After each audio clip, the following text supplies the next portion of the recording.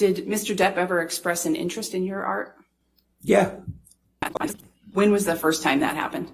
Well, first time you saw a painting in 2008. And then the next time was 2012.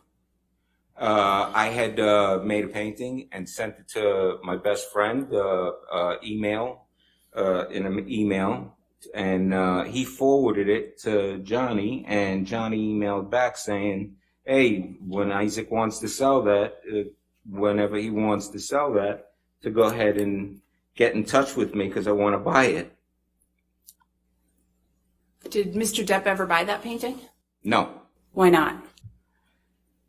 Because when I brought over paintings, I had moved back to California, and I brought over a bunch of paintings for him to look at and see if he wants any, to buy any. And he looked at me and says, I got an idea. How about I be your patron, and we put together an art show, make a body of work, and then I'll throw a party and invite people, and I'll sell the stuff for you, and you could keep all the money.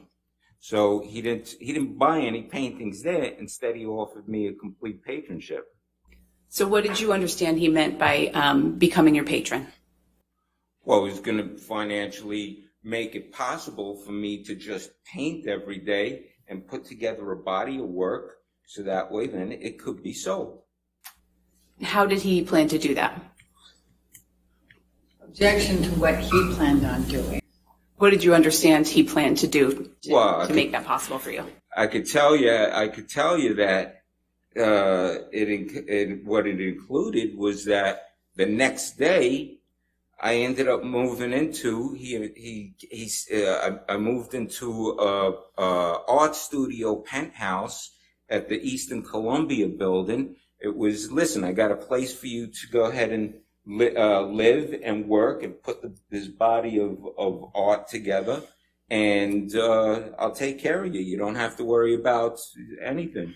And what was the place where you were going to live that Mr. Depp offered you? The Eastern Columbia building. Did you take him up on that offer to live at the Eastern Columbia building? Yeah, of course.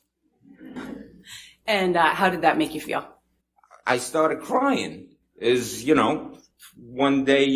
One day you're in your mother's garage selling paintings for $100, $200, $300 on eBay. Next thing you know, it's an art show, and you don't have to worry about Deadly Squad. Of course. I was flipping out.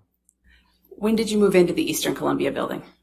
The next day after we met and we talked. The next day, I get a phone call from a guy named Kevin Murphy, who is working for Johnny, and I go and he says, hey, meet me at this address.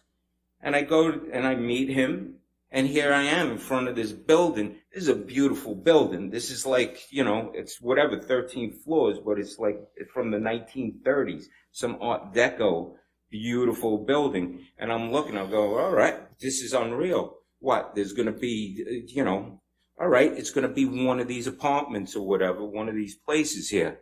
I go in with Kevin Murphy. He takes me all the way up to the roof. We go into penthouse 2, and I walk in and I'm crying, going, it's beautiful. This is like a mansion situation to me.